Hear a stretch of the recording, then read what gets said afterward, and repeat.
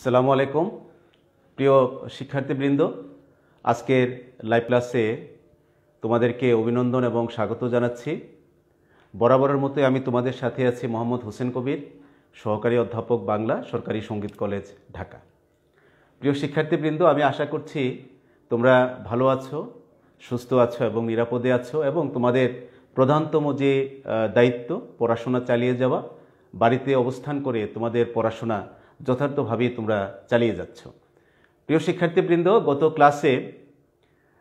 গত দুটি ক্লাসে আমি বাংলা দ্বিতীয় পত্রের একটি দীর্ঘ অধ্যায় নিয়ে আলোচনা শুরু করেছিলাম এবং তোমরা তোমাদের নিশ্চয়ই মনে আছে যে এই অধ্যায়টির নাম হচ্ছে ব্যাকরণিক শব্দশ্রেণী। ব্যাকরণিক শব্দশ্রেণীর দুটি ক্লাস ইতিমধ্যে শেষ হয়েছে।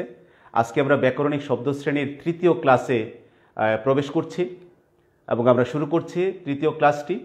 তোমরা প্রথম যে ক্লাসটি আমি নিয়েছিলাম সেখানে আমি ব্যাকরণিক শব্দশ্রেণী এবং তার প্রকারভেদ, তোমাদের নিশ্চয়ই মনে আছে ব্যাকরণিক শব্দশ্রেণী কিন্তু 8 প্রকার এবং সেখানে আমি সেই 8 প্রকারের সংজ্ঞা এবং উদাহরণ বিস্তারিতভাবে তোমাদের সামনে উপস্থাপন করেছিলাম।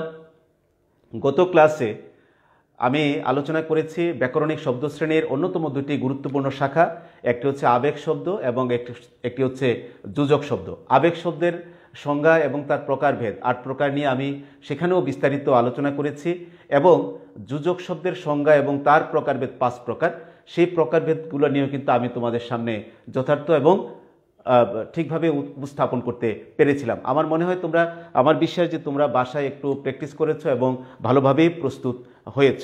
প্রিয় শিক্ষার্থীবৃন্দ, আজকে আমরা ব্যাকরণিক শব্দশ্রেণীর তৃতীয় ক্লাস শুরু করছি এবং সেখানে আজকে আমরা আলোচনা করব অন্যতম একটি অংশ ব্যাকরণিক শব্দশ্রেণীর। সেই অংশটির নাম হচ্ছে ক্রিয়াপদ বা ক্রিয়া।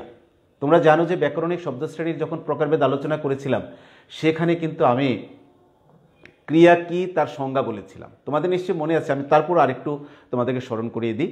সেটা হচ্ছে যে কোনো কাজ, নির্দিষ্ট সময়ে কোনো কাজ যখন সম্পন্ন হয় ওই কাজটিকে আমরা মূলত ক্রিয়া বলি, অর্থাৎ যে কাজগুলো আমরা করি সেই কাজগুলি হচ্ছে আসলে ক্রিয়া।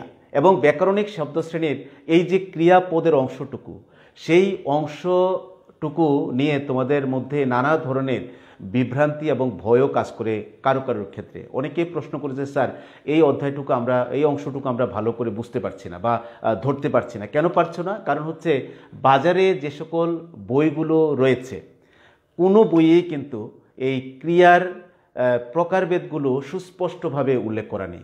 কোনো বইয়ে লেখা আছে এক রকমের আর অন্য কোনো বইয়ে লেখা আছে আরেক রকমের, যার কারণে আমাদের শিক্ষার্থীরা কিন্তু নানা ধরনের সংকটে পড়ে যায়, দ্বন্দ্বে পড়ে যায়। এই দ্বন্দ্ব কাটিয়ে ওঠার জন্য কিন্তু আজকে আমি তোমাদের সামনে ক্রিয়াপদের অধ্যায়টিকে আলোচনা করব বলেই সিদ্ধান্ত নিয়েছি। এবং তোমরা খেয়াল করবে, আজকে আমি তোমাদের সামনে ক্রিয়াপদের যে অংশটি আলোচনা করব, ক্রিয়ার আলোচনা করব, সেই আলোচনায় ক্রিয়ার বিষয়গুলো একেবারে খুঁটিনাটি তথ্য উপাত্ত সহ কিন্তু আলোচনা করব এবং এমনভাবে উপস্থাপন করব যে তোমাদের পরীক্ষায় কিভাবে লিখতে হবে বা প্রশ্নগুলো কিভাবে হবে সেটা কিন্তু তোমরা নিজেরাই কিন্তু বুঝতে পারবে। প্রিয় শিক্ষার্থীবৃন্দ, ক্রিয়া কত প্রকার? আমরা যখন এই প্রশ্ন কোনো শিক্ষার্থীর সামনে তুলে ধরি বা জিজ্ঞেস করি, জানতে চাই, তখন ছেলেমেয়েদের মধ্যে একটু সংকট দেখা দেয়। কারণ ক্রিয়া কিন্তু সরাসরি যদি আমরা প্রকারভেদে যাই, কোনো বইয়েই কিন্তু ক্রিয়া কত প্রকার এটি কিন্তু সরাসরি আলোচনা করা নেই। আগে আমাদেরকে জানতে হবে যে আসলে আমরা যে ক্রিয়াগুলো ব্যবহার করি, কয় ধরনের ক্রিয়া আমরা ব্যবহার করি। এই ধরনটা যদি আমরা ধরতে পারি তাইলে কিন্তু প্রকারভেদগুলো কিন্তু আমাদের বুঝতে একটু সুবিধা হবে। আমরা 4 ধরনের ক্রিয়া ব্যবহার করি। খেয়াল করবে, বাংলা সাহিত্যে আমাদের ক্রিয়া হচ্ছে 4 ধরনের। 4 ধরন কি কি? আমি একটু চার্ট লিখি, একটা ছকের মধ্যে তোমাদেরকে আমি দেখাচ্ছি, তোমরা দেখো, সহজেই বুঝতে পারবে।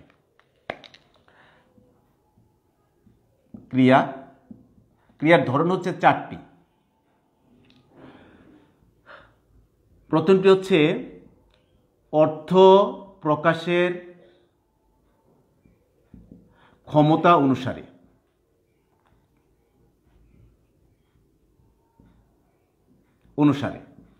দ্বিতীয়টি হচ্ছে কর্মপদ সংক্রান্ত ভূমিকা অনুসারে।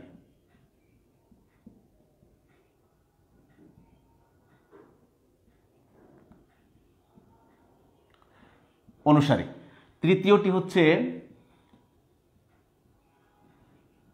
গঠন বৈশিষ্ট্য অনুসারে।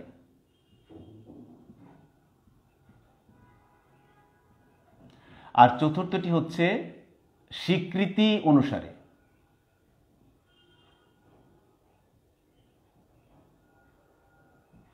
তোমরা যদি এই চারটি যদি একটু মনে রাখতে পারো, তাইলে তোমাদের ক্রিয়া থেকে যে ধরনের প্রশ্নই আসুক, যে অ্যাঙ্গেল থেকে প্রশ্ন আসুক, তোমাদের কিন্তু উত্তর লিখতে তোমাদের জন্য একেবারেই সহজ হয়ে যাবে। তাহলে খেয়াল করো, ক্রিয়ার ধরন কয়টি? 4 ধরনের। ক্রিয়া হচ্ছে 4 ধরনের। আমি লিখলাম 4 ধরনের। ক্রিয়া 4 ধরনের। ওকে, এবং এখানে খেয়াল করো 4 ধরনের মধ্যে 4টি হচ্ছে অর্থ প্রকাশের ক্ষমতা অনুসারে অথবা ভাব প্রকাশের ক্ষমতা অনুসারে। 2 নাম্বার হচ্ছে কর্মপদ সংক্রান্ত ভূমিকা অনুসারে। 3 নাম্বারে হচ্ছে গঠন বৈশিষ্ট্য অনুসারে এবং 4 নাম্বার হচ্ছে স্বীকৃতি অনুসারে। 4 ধরনের। এই 4 ধরনের কি কি প্রকারভেদ আছে আমরা যখন এগুলা দেখব, তাহলে তুমি দেখবা যে তার প্রকারভেদগুলো তোমাদের কাছে একেবারে সহজ হয়ে কিন্তু ধরা দেবে, তোমাদের বুঝতে সুবিধা হবে। তাহলে খেয়াল করো, অর্থ প্রকাশের ক্ষমতা অনুসারে ক্রিয়া কত প্রকার? অর্থ প্রকাশের ক্ষমতা অনুসারে ক্রিয়া 2 প্রকার। 2 প্রকার লিখলাম, 2 প্রকার। 1 নম্বরে হচ্ছে সমাপিকা ক্রিয়া, 2 নম্বর হচ্ছে অসমাপিকা ক্রিয়া। 2 প্রকার। অর্থ বা ভাব প্রকাশের ক্ষমতা অনুসারে ক্রিয়া হচ্ছে 2 প্রকার। একটা হচ্ছে সমাপিকা ক্রিয়া আর একটা হচ্ছে অসমাপিকা ক্রিয়া। কর্মপদ সংক্রান্ত ভূমিকা অনুসারে ক্রিয়া হচ্ছে 4 প্রকার। লিখলাম 4 প্রকার। 1 নম্বরে হচ্ছে সকর্মক ক্রিয়া, 2 নম্বর হচ্ছে অকর্মক ক্রিয়া, 3 নম্বরে হচ্ছে দ্বিকর্মক ক্রিয়া, 4 নম্বরে হচ্ছে প্রযোজক ক্রিয়া।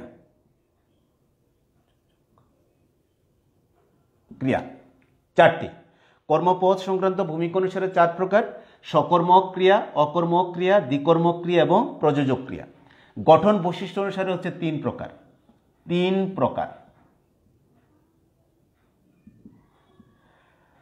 এক হচ্ছে যৌগিক ক্রিয়া,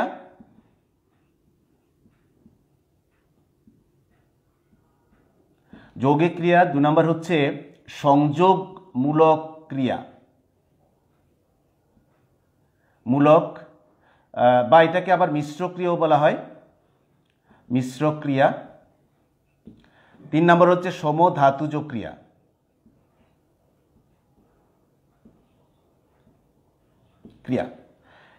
স্বীকৃতি অনুসারে হচ্ছে 2 প্রকার। 1 নম্বরে হচ্ছে অস্তিবাচক ক্রিয়া,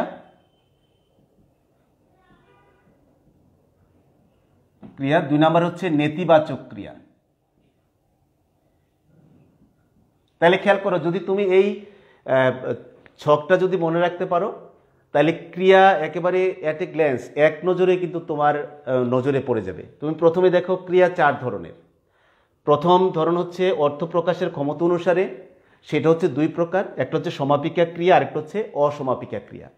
তারপরে কর্মপদ সংক্রান্ত ভূমিকা অনুসারে, সেটা হচ্ছে 4 প্রকার: সকর্মক ক্রিয়া, অকর্মক ক্রিয়া, দ্বিকর্মক ক্রিয়া এবং প্রযোজক ক্রিয়া। গঠন বৈশিষ্ট্য অনুসারে হচ্ছে 3 প্রকার: যৌগিক ক্রিয়া, সংযোগমূলক ক্রিয়া বা মিশ্র ক্রিয়া, তারপর হচ্ছে সমধাতুজ ক্রিয়া।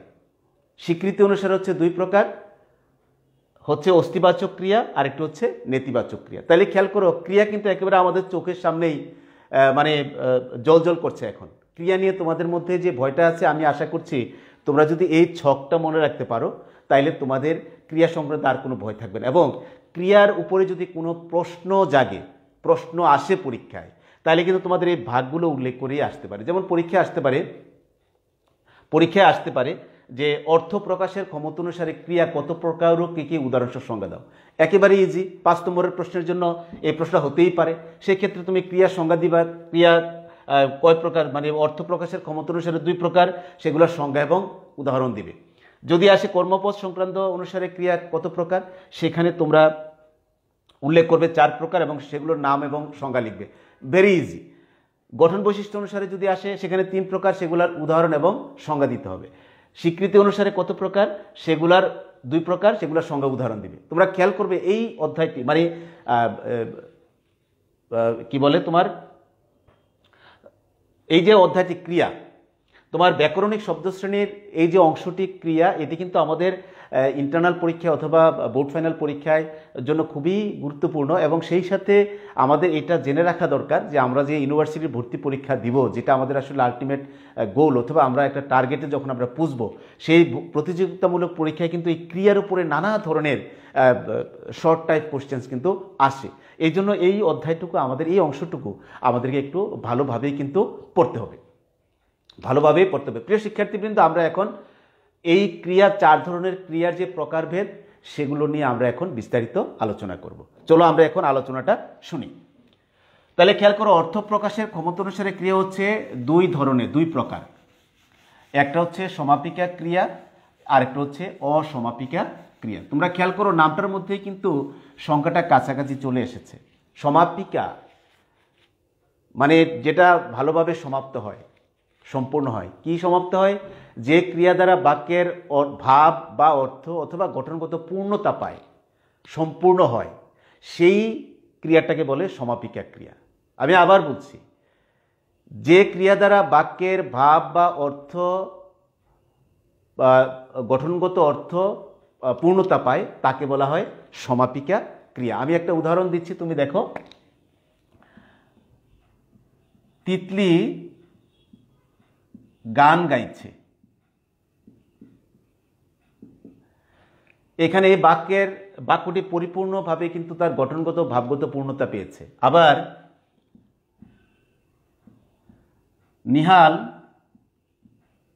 ছবি আঁকছে, এই বাক্যেও কিন্তু ভাব এবং গঠনগত পূর্ণতা পেয়েছে। এই জন্য এই 2টা বাক্য হচ্ছে সমাপিকা ক্রিয়া। অর্থাৎ যে ক্রিয়াটা ভাবগত এবং গঠনগত দিক থেকে পরিপূর্ণ হবে, সম্পূর্ণ হবে, মনের ভাবটা সম্পূর্ণভাবে প্রকাশ করবে, কোথাও কোনো অসঙ্গতি থাকবে না, সেই বাক্যটাকে, সেই ক্রিয়াটাকে বলা হয় সমাপিকা ক্রিয়া। আর যে ক্রিয়া বাক্যের অর্থকে, গঠনগত অর্থকে পরিপূর্ণতা দেয় না, সম্পূর্ণ হয় না, অসম্পূর্ণ থাকে, সেইটাকে বলা হয় অসমাপিকা ক্রিয়া। সেই ক্রিয়াটা হচ্ছে অসমাপিকা ক্রিয়া। অর্থাৎ যে ক্রিয়া দ্বারা বাক্যের ভাব ও গঠনগত অর্থ পরিপূর্ণ বা পূর্ণতা পায় না, পরিপূর্ণ হয় না, সেই ক্রিয়াকে বলা হয় অসমাপিকা ক্রিয়া। যেমন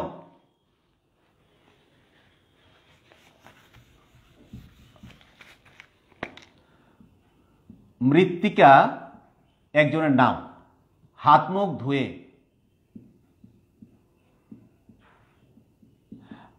আমি ডট ডট দিয়ে রাখলাম, এখানে কিছু একটা বসবে, আমি অসম্পূর্ণ রেখেছি। তারপরে ইনান বাজারে।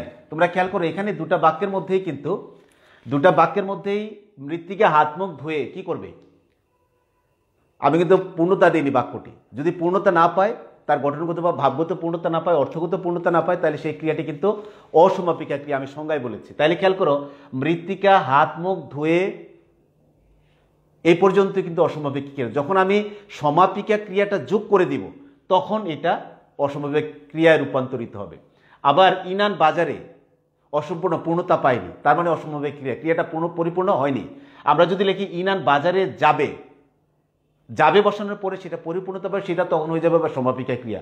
আমরা অসম্পূর্ণ রাখলে অথবা যদি পূর্ণতা না দিই, যে ক্রিয়াটা পরিপূর্ণ হবে না, পূর্ণতা পাবে না, সেই ক্রিয়াটা হবে অসমাপিকা ক্রিয়া। এবং তোমরা মনে রাখতে হবে, এটা অসমাপিকা ক্রিয়ার আরেকটা ছোট্ট বৈশিষ্ট্য হচ্ছে, অসমাপিকা ক্রিয়া সবসময় বাক্যের মধ্যে অথবা সমাপিকা ক্রিয়ার পূর্বে বসে, অসমাপিকা ক্রিয়া।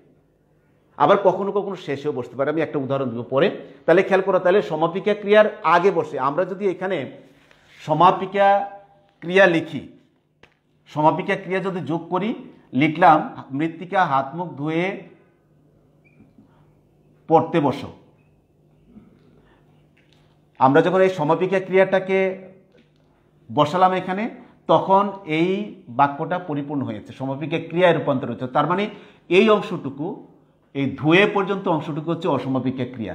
আবার ইনান বাজারে যাবে, আমি যখন এই সমাপিকা ক্রিয়াটা বসাবো এখানে, তখন এই বাক্যটা পরিপূর্ণতা পাবে। কারণ এটা অসমাপিকা ক্রিয়ার একটা বৈশিষ্ট্য হচ্ছে যে সমাপিকা ক্রিয়ার আগে অথবা বাক্যের মধ্যে সেটা বসবে।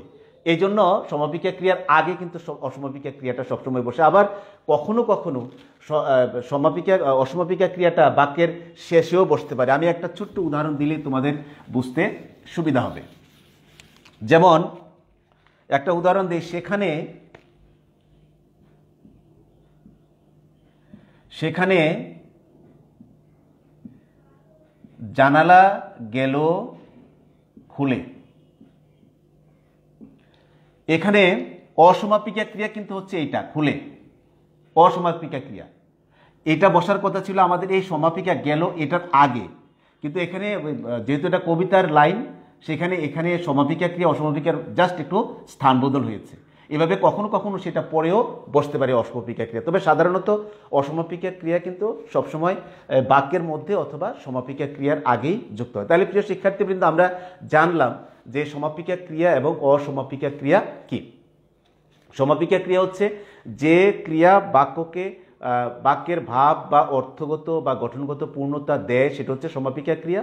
আর যে ক্রিয়া বাক্যকে অর্থগত এবং গঠনগত দিক থেকে পূর্ণতা দেয় না, সেটা হচ্ছে অসমাপিকা ক্রিয়া। আর অসমাপিকা ক্রিয়ার একটা বৈশিষ্ট্য আমি বলেছি, বৈশিষ্ট্য হচ্ছে যে অসমাপিকা ক্রিয়া সবসময় বাক্যের মধ্যে অথবা সমাপিকা ক্রিয়ার আগে বসে। তবে কখনো কখনো কিন্তু এটা পরিবর্তন হতেও পারে। প্রিয় শিক্ষার্থীবৃন্দ, আমরা এরপরে আসবো কর্মপদ সংক্রান্ত ভূমিকা অনুসারে ক্রিয়ার প্রকারভেদ নিয়ে আলোচনায়। কর্মপদ সংক্রান্ত ক্রিয়ার আলোচনায় আমরা যাওয়ার আগে আমাদের চার্টে তোমাদের নিশ্চয়ই মনে আছে কর্মপদ সংক্রান্ত ভূমিকা অনুসারে ক্রিয়া কত প্রকার, নিশ্চয়ই তোমাদের মনে আছে। তা আমরা খেয়াল করবে, বাক্যের অন্তর্গত ক্রিয়াকে কি বা কাকে দ্বারা প্রশ্ন করলে যে উত্তরটা পাওয়া যায় সেটা হচ্ছে কর্মপদ। অর্থাৎ ক্রিয়া কি করে, কাকে দিয়ে করে, এই ধরনের প্রশ্ন যখন তুমি করবে, যদি উত্তর পাও, সেটা হচ্ছে কর্মপদ। আর এই কর্মপদ সংক্রান্ত যে ভূমিকা, সেই ভূমিকা অনুসারে ক্রিয়া হচ্ছে 4 প্রকার। 1, সকর্মক ক্রিয়া। তারপর হচ্ছে অকর্মক ক্রিয়া। তারপর হচ্ছে দ্বিকর্মক ক্রিয়া। তারপর হচ্ছে প্রযোজক ক্রিয়া। এই 4 ধরনের ক্রিয়া আমরা পাই কর্মপদ সংক্রান্ত ভূমিকা অনুসারে। তাহলে খেয়াল করো, সকর্মক ক্রিয়া কি। তাহলে খেয়াল করো, সকর্মক, আমরা এই শব্দটার মধ্যে কিন্তু সংজ্ঞাটা এটা লুকিয়ে আছে। তুমি খেয়াল করো, সকর্মক শব্দের অর্থ হচ্ছে কর্মসহ, অর্থাৎ যে ক্রিয়া নিজে নিজে সম্পন্ন হতে পারে না, কোনো একটা বিষয় বা বস্তু অথবা ভাবকে অবলম্বন করে সে সম্পন্ন হয়, সেই ক্রিয়াটাকে বলা হয় সকর্মক ক্রিয়া। অর্থাৎ এই ক্রিয়াটার একটা কর্ম অবশ্যই থাকবে, কারণ এটা বলেছে সকর্মক, অর্থাৎ কর্মসহ। সে কর্ম তার থাকতেই হবে। অর্থাৎ একটা বিষয় বা বস্তুকে অবলম্বন করা ছাড়া সে কিন্তু কি করতে পারে না, সে কিন্তু সম্পন্ন হতে পারে না। এই জন্য সংজ্ঞায় কিন্তু বলেছে যে ক্রিয়া নিজে নিজে সম্পন্ন হতে পারে না, কোনো বিষয়, বস্তু বা ভাবকে অবলম্বন করে সম্পন্ন হয়, সেই ক্রিয়াটাকে বলে সকর্মক ক্রিয়া। যেমন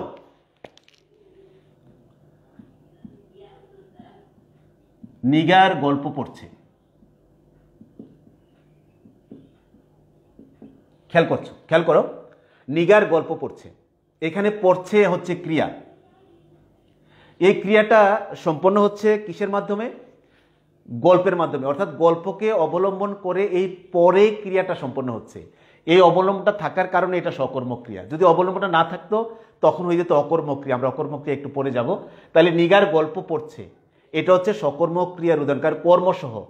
পড়ছে ক্রিয়া সম্পন্ন হচ্ছে কিভাবে, একটা অবলম্বন করে, গল্পকে অবলম্বন করে, গল্পের মাধ্যমে, এই অবলম্বনের মাধ্যমে কিন্তু সে কি করেছে, পড়ছে ক্রিয়াটা সম্পন্ন করছে। এই জন্য এটা সকর্মক ক্রিয়া। আবার মিতা ছবি আঁকছে, এখানে আঁকছে ক্রিয়া সম্পন্ন হচ্ছে ছবিকে অবলম্বন করে। অর্থাৎ এখানে ক্রিয়াটা সম্পন্ন হচ্ছে ছবিকে অবলম্বন করে, অর্থাৎ এই ক্রিয়াটা কিন্তু নিজে নিজে সম্পন্ন হতে পারছে না, সে কি করছে, একটা অবলম্বনের কিন্তু তার প্রয়োজন হচ্ছে।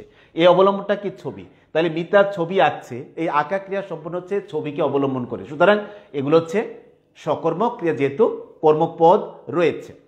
তাইলে আমরা সকর্মক ক্রিয়া কিভাবে জানলাম? যে ক্রিয়া নিজে নিজে সম্পন্ন হতে পারে না, একটি বিষয় বা ভাবকে বা বস্তুকে অবলম্বন করে সম্পন্ন হয়, সেই ক্রিয়াটাকে বলা হয় সকর্মক ক্রিয়া। তারপরে আসো অকর্মক ক্রিয়া।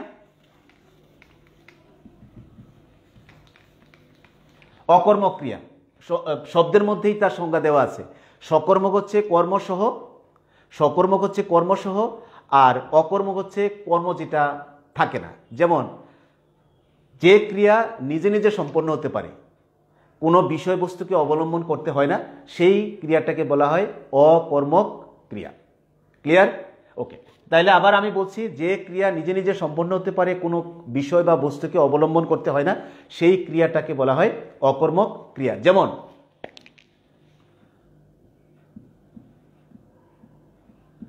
বৃষ্টি পড়ছে, শিশুটি দৌড়াচ্ছে।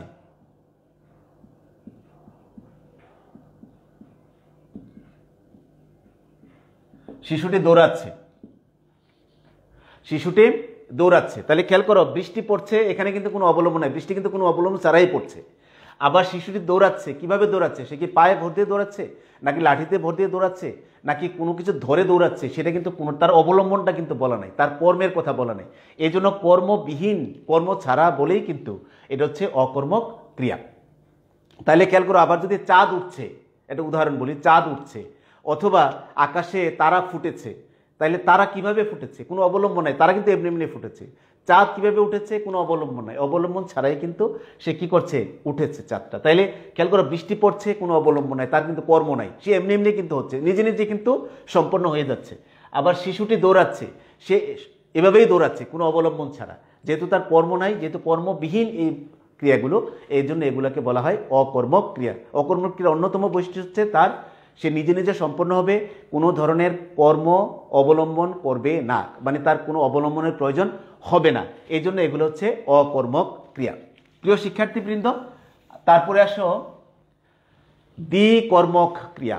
দ্বিকর্মক, এই শব্দগুলোর মধ্যেই সংজ্ঞাটা আছে, তোমরা যদি একটু মনোযোগ দিয়ে শোনো তাহলে কিন্তু দেখবা যে বুঝতে একেবারেই সহজ এবং মনে রাখাটাও সহজ। আমি কিন্তু সংজ্ঞাগুলো একেবারে সহজ করেই বলছি, বইয়ের ভাষায় বলছি না, যেন তোমাদের মনে রাখতে সুবিধা হয়। বইয়ের ভাষায় হয়তো আরেকটু জটিল অথবা কঠিন, বুঝতে অসুবিধা হয়, বুঝাতেও সমস্যা হয় হয়তো কোনো কোনো ক্ষেত্রে। এই জন্য আমি এমনভাবে বলছি, উপস্থাপন করছি, যেন তোমাদের বুঝতে বা মনে রাখতে একটু সুবিধা হয় বা সহজ হয়। দ্বিকর্মক, দ্বি মানে দুই, কর্মক মানে কর্ম, ও কোনো কোনো ক্রিয়া দুইটা কর্ম গ্রহণ করতে পারে, এই ধরনের ক্রিয়াকে বলা হয় দ্বিকর্ম ক্রিয়া। অর্থাৎ যে ক্রিয়া দুইটা কর্ম গ্রহণ করতে পারে সেটাকে বলা হয় দ্বিকর্ম ক্রিয়া। তোমরা খেয়াল করো, আমরা সকর্মক ক্রিয়ার মধ্যে, সকর্মক ক্রিয়ায় কিন্তু আমরা একটা অবলম্বন ছিল, একটা কর্ম ছিল, অকর্মকে কোনো কর্ম ছিল না, মানে অবলম্বন ছিল না। দ্বিকর্মকে দুইটা কর্ম আছে, অর্থাৎ এই ক্রিয়ার দুইটা কর্ম থাকবে, এই জন্য এটার নাম দ্বিকর্ম ক্রিয়া। অর্থাৎ আমি আবার বলি, যে ক্রিয়া দুইটি কর্ম গ্রহণ করতে পারে সেই ক্রিয়াকে বলা হয় দ্বিকর্মক ক্রিয়া। যেমন মিলি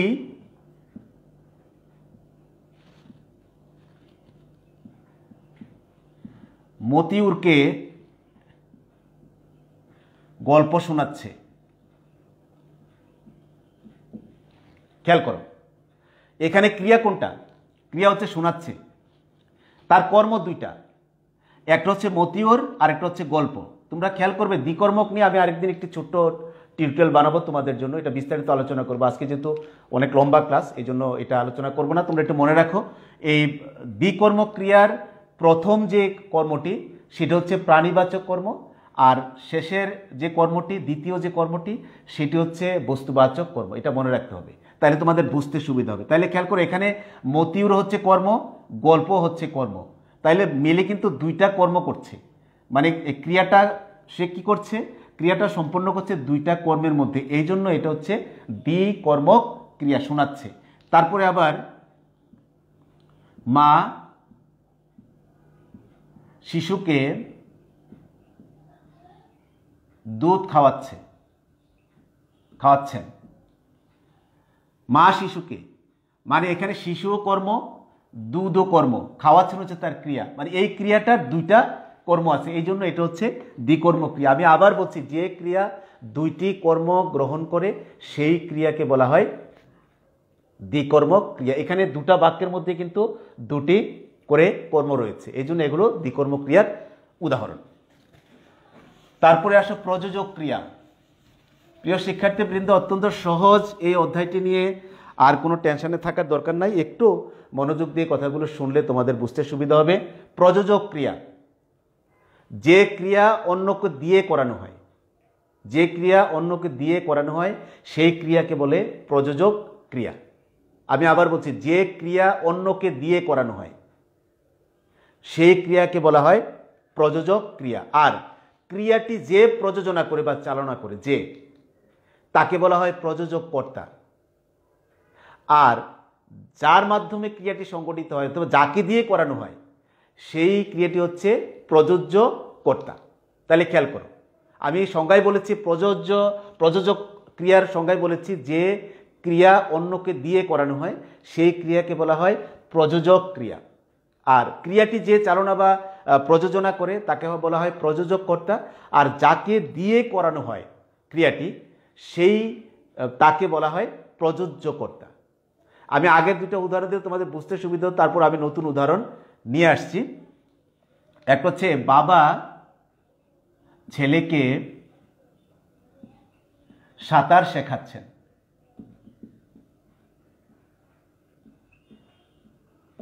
বাবা ছেলেকে সাঁতার শেখাচ্ছেন। তারপরে রাফি রাহিকে একটি কলম দিল। রাফি রাহিকে একটি কলম দিল। তুমি খেয়াল করো, আমি এই প্রযোজক ক্রিয়ার ইয়েটা একটু মনে রাখতে হবে, কারণ এখানে একটু জটিলতা আছে। আমি সংজ্ঞায় বলেছিলাম, যে ক্রিয়াকে অন্যের দ্বারা করানো হয়, যে ক্রিয়া অন্যের দ্বারা সম্পন্ন হয় সেই ক্রিয়াকে বলা হয় প্রযোজক ক্রিয়া। আর ক্রিয়াটি যে করে সে হচ্ছে প্রযোজক কর্তা, আর যাকে দিয়ে ক্রিয়াটি করানো হয় তাকে বলা হয় প্রযোজ্য কর্তা। তাহলে খেয়াল করো, আমাদের এখানে শেখাচ্ছেন এবং দিল, এগুলা হচ্ছে ক্রিয়া, প্রযোজক ক্রিয়া। আর এখানে বাবা হচ্ছে, যেহেতু যে ক্রিয়াটি পরিচালনা করে তাকে কি বলে? প্রযোজক কর্তা। আমি আগে বলেছি। আর যাকে দিয়ে ক্রিয়াটি করানো হয় তাকে বলা হয় প্রযোজ্য কর্তা। ছেলেকে দিয়ে করানো হচ্ছে, এই জন্য সে হচ্ছে প্রযোজ্য কর্তা। আর সাঁতার হচ্ছে মুখ্য কর্ম, আমি লিখলাম মুখ্য কর্ম। আর শেখাচ্ছেন হচ্ছে প্রযোজক ক্রিয়া। তাহলে খেয়াল করো, বুঝতে নিশ্চয়ই তোমাদের অসুবিধা হচ্ছে না। বাবা ছেলেকে সাঁতার শেখাচ্ছেন, যে ক্রিয়া অন্যকে দিয়ে করানো হয়, বাবা কি করছেন? এই শেখাচ্ছেন ক্রিয়াটা কাকে দিয়ে করাচ্ছেন? তার ছেলেকে দিয়ে করাচ্ছেন, এই জন্য শেখাচ্ছেন হচ্ছে প্রযোজক ক্রিয়া। আর যিনি ক্রিয়াটা পরিচালনা করেন, কে করেছেন পরিচালনা? বাবা। তাহলে বাবা হচ্ছেন এখানে প্রযোজক কর্তা। আর যাকে দিয়ে ক্রিয়াটা করাচ্ছেন, মানে কাকে দিয়ে বাবা করাচ্ছেন? ছেলেকে দিয়ে। তাহলে ছেলে হচ্ছে এখানে প্রযোজ্য কর্তা। কি কাজটা করাচ্ছেন? সাঁতার শেখাচ্ছেন।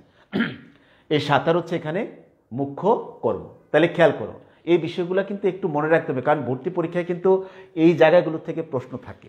এই যে ধরো আসতে পারে যে একটা বাক্য দিয়ে, যে এখানে প্রযোজক কর্তা কোনটি, অথবা প্রযোজ্য কর্তা কোনটি, অথবা মুখ্য কর্ম কোনটি, অথবা প্রযোজক ক্রিয়া কোনটি। তাহলে নিশ্চয়ই তোমাদের বুঝতে অসুবিধা হবার কথা নয়। তারপর তুমি দেখো, রাহিকে একটি কলম দিল এখানে প্রযোজক ক্রিয়া, যেহেতু কাজ। আর ক্রিয়াটি পরিচালনা করছে কে? যিনি করছেন তাকে বলা হয় প্রযোজক কর্তা। এই যে রাফি হচ্ছে প্রযোজক কর্তা। যাকে দিয়ে করানো হয়, করিয়েছেন কাকে দিয়ে? কলমটা দিয়েছেন কাকে? রাহিকে। তাহলে রাহি হচ্ছে এখানে প্রযোজ্য কর্তা। কি দিয়েছেন? কলম। কলম হচ্ছে এখানে একটি মুখ্য কর্ম। তাহলে খেয়াল করো, একটা বাক্যে কিন্তু আমাদের চারটা জিনিস কিন্তু একেবারে স্পষ্ট হয়ে গেল। একটা হচ্ছে প্রযোজক কর্তা, প্রযোজ্য কর্তা, মুখ্য কর্ম এবং শেখাচ্ছেন। তাহলে খেয়াল করো, শেখ যুগা, যেহেতু আমাদের এখানে মানে ক্রিয়া রয়েছে, এটা হচ্ছে প্রযোজক ক্রিয়া। প্রযোজক কর্তা, যেহেতু তিনি করছেন, যাকে দিয়ে করাচ্ছেন তিনি হচ্ছেন প্রযোজ্য কর্তা, ছেলেকে দিয়ে করাচ্ছেন বলে ছেলে এখানে প্রযোজ্য কর্তা, যে কাজটি করছেন সেটা হচ্ছে মুখ্য কর্ম মানে প্রধান কাজ, সেই জন্য এই মুখ্য কর্ম হচ্ছে সাঁতার। পরের বাক্যেও কিন্তু রাফি প্রযোজক কর্তা, রাহি প্রযোজ্য কর্তা, কলম মুখ্য কর্ম, দিল প্রযোজক ক্রিয়া। ক্লিয়ার? আমি আশা করছি তোমাদের বুঝতে কোনো অসুবিধা হবে না বা হচ্ছে না। আর কি উদাহরণ দেওয়ার প্রয়োজন আছে? মা শিশুকে খাওয়াচ্ছেন, সেটা তো আগেই বলেছি। মিলি মতিউরকে গল্প শোনাচ্ছেন, সেটাও কিন্তু এই প্রযোজক ক্রিয়ারই একটি উদাহরণ। সেটা তোমরা আগেরটাতেও তোমরা ব্যবহার করতে পারো, যেহেতু এখানে দুইটা কর্ম ছিল। তো প্রিয় শিক্ষার্থীবৃন্দ, আমরা এতক্ষণ জানলাম কর্মপদ সংক্রান্ত ভূমিকা অনুসারে ক্রিয়া কত প্রকার ও কী কী, সেটা আমরা জানলাম। কর্মপদ সংক্রান্ত ভূমিকা অনুসারে ক্রিয়া হচ্ছে 4 প্রকারের: সকর্মক ক্রিয়া, অকর্মক ক্রিয়া, দ্বিকর্মক ক্রিয়া এবং প্রযোজক ক্রিয়া। সকর্মক ক্রিয়া হচ্ছে যে ক্রিয়া নিজে নিজে সম্পন্ন হতে পারে না, কোনো অবলম্বন গ্রহণ করতে হয়, কোনো বস্তু বা বিষয়কে অবলম্বন করতে হয়, সেটা হচ্ছে সকর্মক ক্রিয়া। আর অকর্মক ক্রিয়া হচ্ছে যে ক্রিয়া নিজে নিজে সম্পন্ন হতে পারে, সেটাকে বলা হয় অকর্মক ক্রিয়া, কারণ সে কোনো অবলম্বন গ্রহণ করতে হয় না। তারপরে দ্বিকর্মক ক্রিয়া হচ্ছে যে ক্রিয়া দুইটি কর্ম অবলম্বন করতে হয়, দুইটি ক্রিয়া অবলম্বনের মাধ্যমে যে ক্রিয়া সম্পন্ন হয় সেটাকে বলা হয় দ্বিকর্মক ক্রিয়া। তারপরে প্রযোজক ক্রিয়া হচ্ছে যে ক্রিয়া অন্যকে দিয়ে করানো হয়, সেটা হচ্ছে প্রযোজক ক্রিয়া। এই ক্রিয়ার মধ্যে আমাদের সংশ্লিষ্ট মানে এই ক্রিয়ার সাথে সম্পৃক্ত হচ্ছে প্রযোজক কর্তা এবং মুখ্য কর্ম। যিনি করেন ক্রিয়াটি সেটি হচ্ছে প্রযোজক কর্তা, যাকে দিয়ে করানো হয় তিনি হচ্ছেন প্রযোজ্য কর্তা, এবং যে কাজটি করানো হয় সেটি হচ্ছে মুখ্য কর্ম, আর ক্রিয়াটি হচ্ছে প্রযোজক ক্রিয়া। আমি আশা করছি তোমরা বুঝতে পারছো। প্রিয় শিক্ষার্থীবৃন্দ, আমরা এর পরে চলে যাব গঠন বৈশিষ্ট্য অনুসারে ক্রিয়ার প্রকারভেদ। গঠন বৈশিষ্ট্য অনুসারে ক্রিয়া 3 ধরনের বা 3 প্রকার। একটা হচ্ছে যৌগিক ক্রিয়া,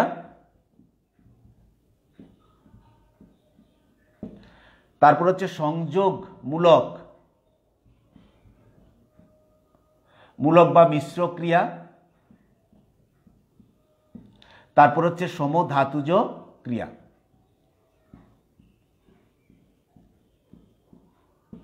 এই 3 ধরনের গঠন বৈশিষ্ট্য অনুসারে আমরা 3 ধরনের ক্রিয়াকে পেয়ে থাকি। একটা হচ্ছে যৌগিক ক্রিয়া। যৌগিক ক্রিয়া কোনগুলো তোমরা খেয়াল করো, আমরা প্রথমেই পড়েছিলাম যে ভাব প্রকাশের বা অর্থ প্রকাশের ক্ষমতা অনুসারে ক্রিয়া 2 প্রকার।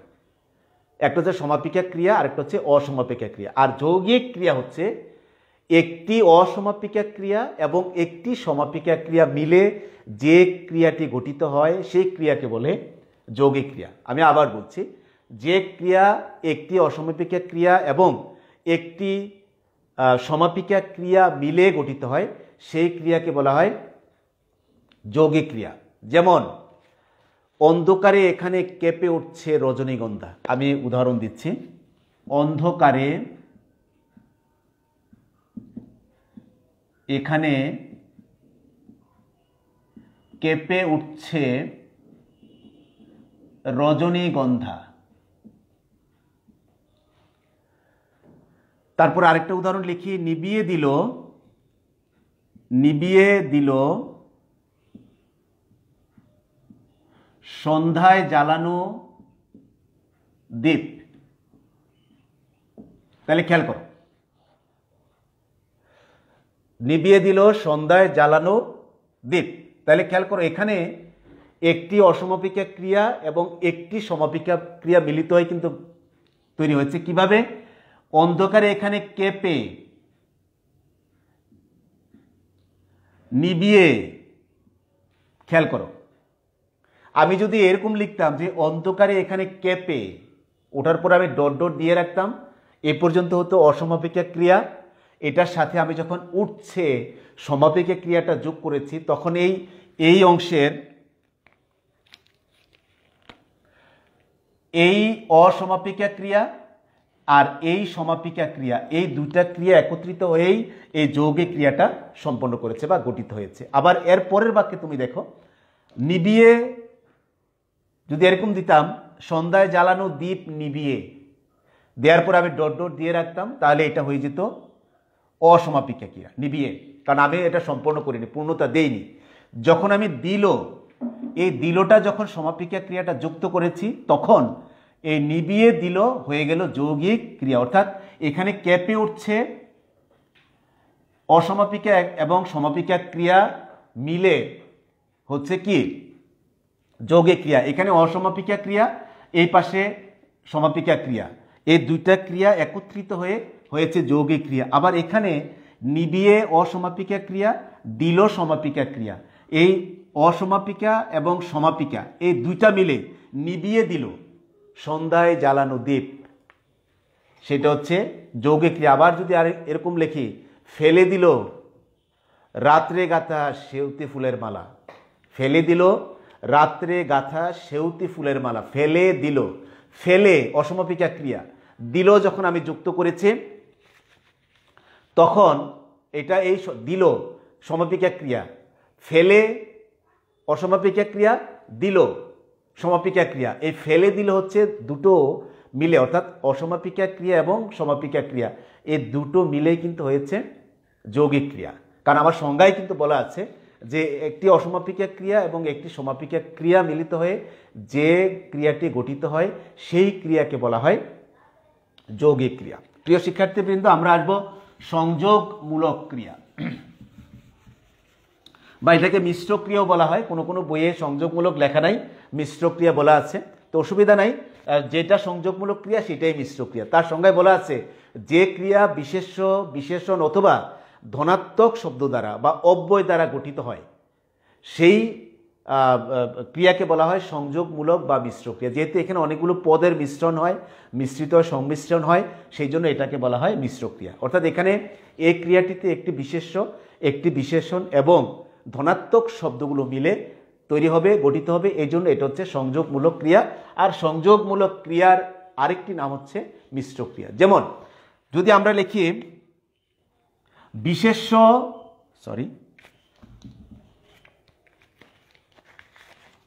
আমি লিখলাম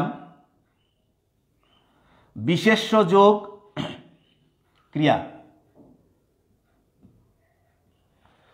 খেয়াল করো, বিশেষ্য ক্রিয়া এখানে উপকার করা, উপকার যোগ করা, উপকার বিশেষ্য করা ক্রিয়া, তাহলে এই দুটা মিলে হয়েছে কি সংযোগমূলক ক্রিয়া। আবার প্রশ্ন, প্রশ্ন করা, প্রশ্ন যোগ করা, প্রশ্ন বিশেষ্য করা ক্রিয়া, এই বিশেষ্য মিলে হয়েছে কি সংযোগমূলক ক্রিয়া বা মিশ্র ক্রিয়া। আবার বিশেষণ যোগ ক্রিয়া যদি আমি লিখি, বিশেষণ যোগ ক্রিয়া যদি হয় তাইলে হবে বড় হওয়া, বড় হওয়া। এখানে বড় হচ্ছে বিশেষণ, হওয়া হচ্ছে ক্রিয়া, এই বিশেষণ আর ক্রিয়া মিলে যে সংযোগমূলক ক্রিয়াটি গঠিত হয়েছে সেটা হচ্ছে বড় হওয়া। আবার ছোট হওয়া, ছোট হওয়া, আনন্দিত হওয়া, প্রীত হওয়া, চমৎকৃত হওয়া, এই ধরনের শব্দগুলো হচ্ছে বিশেষণ এবং ক্রিয়া মিলে সংযোগমূলক ক্রিয়ার উদাহরণ। আবার যে ধনাত্মক শব্দ বা অব্যয় মিলে যেটা হয়, যেমন অব্যয় যোগ ক্রিয়া, সেটা হচ্ছে টলমল করা, টলমল করা। এই টলমল হচ্ছে অব্যয় বা ধনাত্মক শব্দ, সেটার সাথে করা যুক্ত হয়েছে টলমল করা, এটা হচ্ছে মিশ্র ক্রিয়ার উদাহরণ। টলমল করা, তারপর ঝলমল করা, সনসন করা, শিনশিন করা, ভনভন করা, এই ধরনের শব্দগুলো হচ্ছে সংযোগমূলক বা মিশ্র ক্রিয়ার উদাহরণ। অর্থাৎ এই ক্রিয়াটি বরাবরই বিশেষ্য, বিশেষণ এবং ধনাত্মক শব্দ মিলে গঠিত হয়। আর আমি উদাহরণ দিয়েছি, বিশেষ্য মিলে বিশেষ্য যোগ ক্রিয়া যদি হয়, উপকার করা, প্রশ্ন করা, তারপরে লাফ দেওয়া, দৌড় দেওয়া, লক্ষ্য করা, এগুলো হচ্ছে বিশেষ্য ক্রিয়ার মানে সংযোগমূলক ক্রিয়ার উদাহরণ, যেগুলো বিশেষ্যর সাথে যুক্ত হয়েছে। আর বিশেষণ যোগ ক্রিয়া মিলে হয়েছে বড় হওয়া, ছোট হওয়া, তারপরে বিনয়ী হওয়া, প্রীত হওয়া, চমৎকৃত হওয়া, আনন্দিত হওয়া, ইত্যাদি ইত্যাদি, যেটা বিশেষণ থাকবে।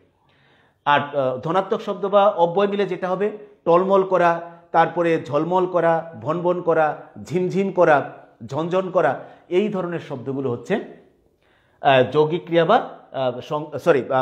সংযোগমূলক ক্রিয়া বা মিশ্র ক্রিয়ার উদাহরণ। তো প্রিয় শিক্ষার্থীবৃন্দ, সমধাতুজ ক্রিয়া খুবই গুরুত্বপূর্ণ টপিক। আগের আলোচনায় ছিল,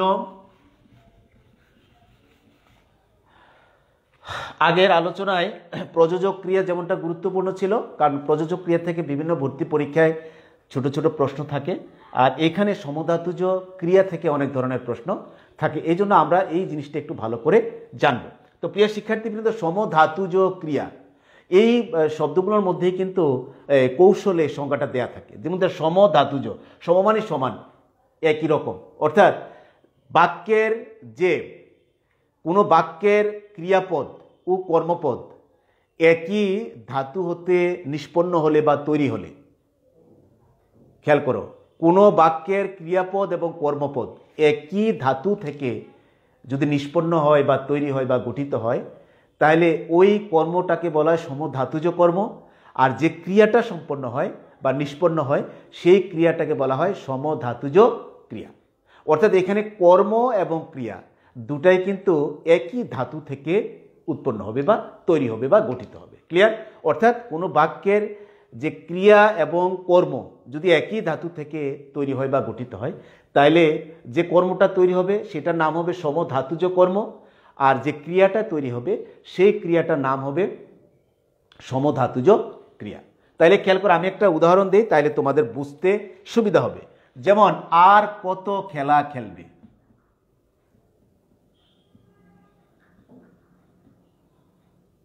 খেলবে, খেয়াল কর, এই বাক্যে খেলা এবং খেলবে এই দুইটা শব্দ তৈরি হয়েছে খেল ধাতু থেকে। খেল, খেল ধাতু থেকে খেলা এই কর্মটি তৈরি হয়েছে। তাহলে এই খেলা এই শব্দটি হচ্ছে সমধাতুজ কর্ম।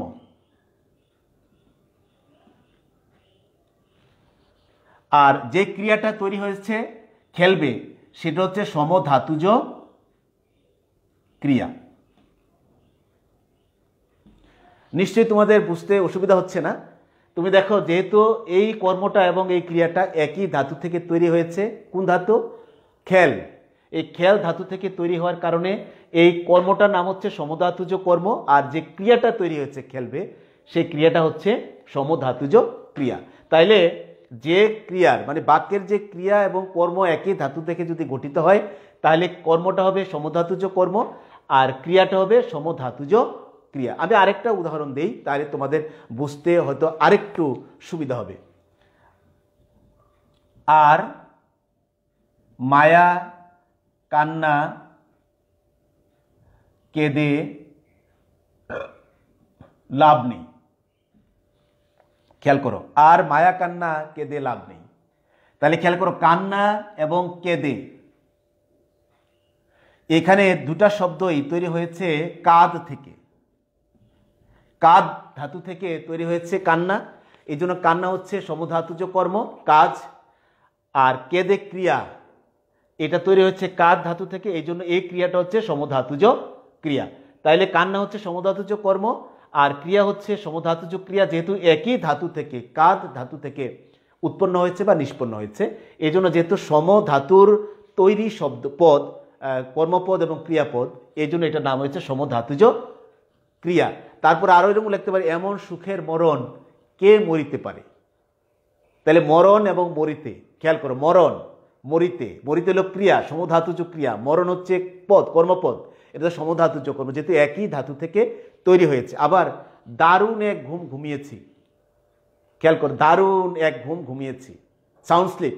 এই ঘুম এবং ঘুমিয়েছি, ঘুম হচ্ছে কর্ম, যেহেতু একই ধাতু থেকে তৈরি হয়েছে, এই জন্য ঘুম হচ্ছে সমধাতুজ কর্মপদ, আর ঘুমিয়েছি যেহেতু ক্রিয়া একই ধাতু থেকে নিষ্পন্ন, সেহেতু এটার নাম হয়েছে সমধাতুজ ক্রিয়া। তাইলে তোমাদের নিশ্চয়ই শিক্ষার্থীরা, তোমাদের নিশ্চয়ই বুঝতে অসুবিধা হচ্ছে না যে সমধাতুজ ক্রিয়া কোনটি। একই ধাতু থেকে নিষ্পন্ন হলে বাক্যের যে কর্মপদ সেটা হচ্ছে সমধাতুজ কর্ম, আর যে ক্রিয়া সেটা হচ্ছে সমধাতুজ ক্রিয়া। তাইলে আমরা জানলাম গঠন বৈশিষ্ট্য অনুসারে ক্রিয়া তিন প্রকার, একটা হচ্ছে যৌগিক ক্রিয়া, আরেকটা হচ্ছে সংযোগমূলক ক্রিয়া বা মিশ্র ক্রিয়া, আরেকটা হচ্ছে সমধাতুজ ক্রিয়া। যৌগিক ক্রিয়া হচ্ছে একটা অসমাপিকা ক্রিয়া আর একটা সমাপিকা ক্রিয়া মিলে গঠিত হবে যে ক্রিয়া, সেটা হচ্ছে যৌগিক ক্রিয়া। আর সংযোগমূলক ক্রিয়া হচ্ছে বিশেষ্য বিশেষণ বা ধনাত্মক শব্দ মিলে যে শব্দটি যে ক্রিয়াটি গঠিত হয় সেটা হচ্ছে সংযোগমূলক ক্রিয়া। আর সমধাতুজ ক্রিয়া হচ্ছে একই ধাতু থেকে গঠিত হলে, বাক্যের যে ক্রিয়াপদ গঠিত হলে, বাক্যের ক্রিয়াপদ একই ধাতু থেকে গঠিত হলে ক্রিয়াপদটি হচ্ছে সমধাতুজ ক্রিয়া আর কর্মটি হচ্ছে সমধাতুজ কর্ম। এবার আমরা চলে আসবো প্রিয় শিক্ষার্থীবৃন্দ, আমরা স্বীকৃতি অনুসারে ক্রিয়ার প্রকারভেদ এবং আমরা এটার আলোচনার মাধ্যমেই আজকের ক্লাস শেষ করব। তাহলে খেয়াল করো, স্বীকৃতি অনুসারে ক্রিয়া দুই প্রকার।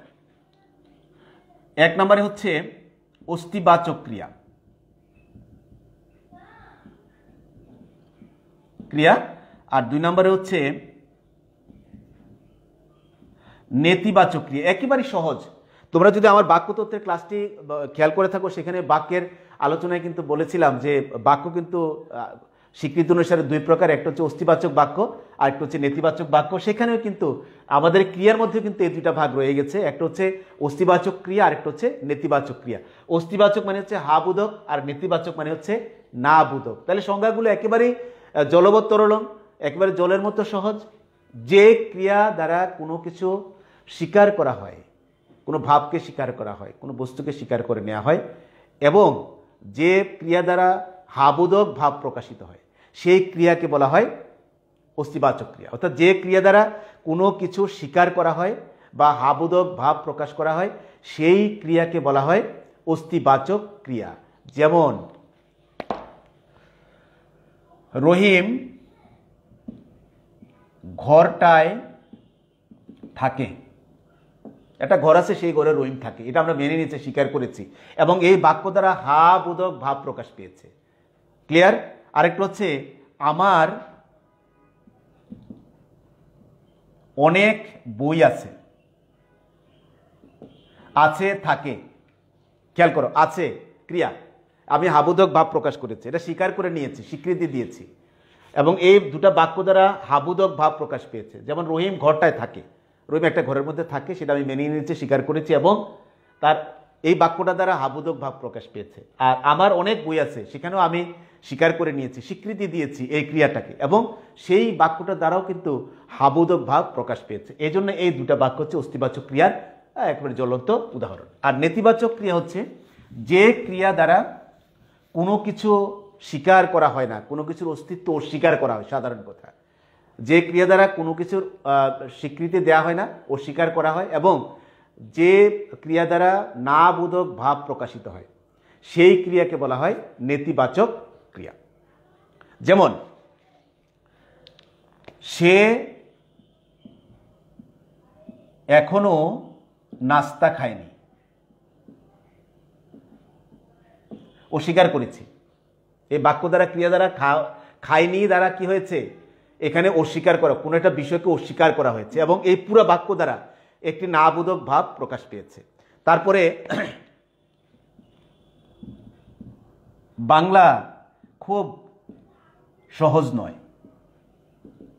বাংলা যদিও মাতৃভাষা, বাংলা কিন্তু বাংলা খুব সহজ নয়। এই যে সহজ নয়, এই জায়গা দ্বারা আমরা এখানে কি হয়েছে, একটা বিষয়কে অস্বীকার করেছি, অস্বীকৃতি দিয়েছি, কোনো বিষয়কে আমরা অস্বীকার করেছি, এবং এই বাক্য দ্বারা একটি না বোধক ভাব প্রকাশ পেয়েছে। এই জন্য এই দুইটা বাক্য হচ্ছে নেতিবাচক ক্রিয়ার উদাহরণ। তো প্রিয় শিক্ষার্থীবৃন্দ, আমরা এতক্ষণ ক্রিয়ার প্রকারভেদ নিয়ে আলোচনা করেছি। আমরা প্রথমত আলোচনা করেছি ক্রিয়া কয় ধরনের, ক্রিয়া চার ধরনের। ক্রিয়া কয় ধরনের, ক্রিয়া চার ধরনের। চার ধরনের মধ্যে একটা হচ্ছে ভাব প্রকাশের বা অর্থ প্রকাশের ক্ষমতা অনুসারে, সেখানে ছিল দুই প্রকার, সমাপিকা ক্রিয়া এবং অসমাপিকা ক্রিয়া। সমাপিকা ক্রিয়া হচ্ছে যে ক্রিয়া বাক্যের গঠন এবং অর্থকে পূর্ণতা দেয়, সেটা হচ্ছে সমাপিকা ক্রিয়া। আর যে ক্রিয়া বাক্যকে পূর্ণতা দেয় না, সেই বাক্যটা হচ্ছে যে ক্রিয়া বাক্যকে পূর্ণতা দেয়, সেটা হচ্ছে সমাপিকা ক্রিয়া। আর যে ক্রিয়া বাক্যকে পূর্ণতা দেয় না, সেটা হচ্ছে অসমাপিকা ক্রিয়া। তারপরে আমরা পড়েছি আজকে কর্মপদ সংক্রান্ত ভূমিকা অনুসারে চার প্রকার। একটা হচ্ছে সকর্মক ক্রিয়া, অকর্মক ক্রিয়া, দ্বিকর্মক ক্রিয়া এবং প্রযোজক ক্রিয়া। যে ক্রিয়া নিজে নিজে সম্পন্ন হতে পারে না, কোনো বিষয় বা বস্তুকে অবলম্বন করতে হয়, সেটা হচ্ছে সকর্মক ক্রিয়া। আর যে ক্রিয়া নিজে নিজে সম্পন্ন হতে পারে, কোনো বিষয় বা বস্তুকে অবলম্বন করতে হয় না, সেটা হচ্ছে অকর্মক ক্রিয়া। আর যে ক্রিয়া দুইটি কর্ম গ্রহণ করতে পারে, সেই ক্রিয়াটি হচ্ছে দ্বিকর্মক ক্রিয়া। আর যে ক্রিয়া অন্যকে দিয়ে করানো হয়, সেটা হচ্ছে প্রযোজক ক্রিয়া। তারপরে আমরা জেনেছি গঠন বৈশিষ্ট্য অনুসারে তিন প্রকার, যৌগিক ক্রিয়া, মিশ্র ক্রিয়া এবং সমধাতুজ ক্রিয়া। যৌগিক ক্রিয়া হচ্ছে একটি অসমাপিকা ক্রিয়া এবং একটি সমাপিকা ক্রিয়া মিলে যে ক্রিয়াটি তৈরি হবে সেটি হচ্ছে যৌগিক ক্রিয়া। আর বিশেষ্য, বিশেষণ অথবা ধনাত্মক শব্দ মিলে যে ক্রিয়াটি তৈরি হবে সেই ক্রিয়াটি হবে সংযোগমূলক বা মিশ্র ক্রিয়া। আর একই বাক্যের ক্রিয়াপদ এবং কর্মপদ একই ধাতু থেকে নিষ্পন্ন হলে বা গঠিত হলে বা তৈরি হলে প্রথম কর্মপদটি হবে বা কর্মপদটি হবে সমধাতুজ কর্ম, আর ক্রিয়াপদটি হবে সমধাতুজ ক্রিয়া। তারপরে আমরা শিখেছি স্বীকৃতি অনুসারে কর্মের প্রকারভেদ দুই প্রকার, অস্তিবাচক ক্রিয়া এবং নেতিবাচক ক্রিয়া। যে ক্রিয়া দ্বারা কোনো বিষয়কে স্বীকার করা হয় বা যে ক্রিয়া দ্বারা হাবোধক ভাব প্রকাশিত হয় সেটা হচ্ছে অস্তিবাচক ক্রিয়া। আর যে ক্রিয়া দ্বারা কোনো বিষয়কে অস্বীকার করা হয় বা নাবোধক ভাব প্রকাশ পায় সেইটাকে হচ্ছে বলা হয় নেতিবাচক ক্রিয়া। তো আমি আশা করছি প্রিয় শিক্ষার্থীবৃন্দ, আজকে আমি যেভাবে তোমাদেরকে একদম ভাগ ভাগ করে বললাম, তোমরাও পড়ার সময় একটু মনোযোগ দিয়ে এইগুলো পড়ার চেষ্টা করবে, তাহলে তোমাদের পরীক্ষায় উত্তরগুলো লিখতে একটু সুবিধা হবে। আর যারা প্রশ্ন করেন বা যারা মডারেট করেন, প্রশ্ন মডারেশনের সাথে জড়িত থাকেন, তারাও নিশ্চয়ই যখন প্রশ্ন সেট করবেন বা মডারেট করবেন তখন নিশ্চয়ই এই কথাগুলো অবশ্য তাদেরও মাথায় থাকবে যে যেহেতু 5 নম্বরের প্রশ্ন, আমাদেরকে খুব বড় কোনো প্রশ্ন দিয়ে আমাদের শিক্ষার্থীদেরকে বিপদে হয়তো তারা ফেলবেন না। আমাদের সেই বিশ্বাসটুকু আছে। প্রিয় শিক্ষার্থীবৃন্দ, তোমরা আমার সাথে দীর্ঘক্ষণ ছিলে, আমাকে মনোযোগ দিয়ে তোমরা শুনেছ, আশা করছি তোমাদের ভালো লেগেছে। এবং তোমাদের যদি কোনো প্রশ্ন থাকে তাইলে আমাকে কমেন্টসে লিখে দাও, আমি পরের ক্লাসে সেগুলোর জবাব দেব ইনশাআল্লাহ। এবং তোমরা ততদিন ভালো থাকো। তোমাদের সকলকে আন্তরিক ধন্যবাদ।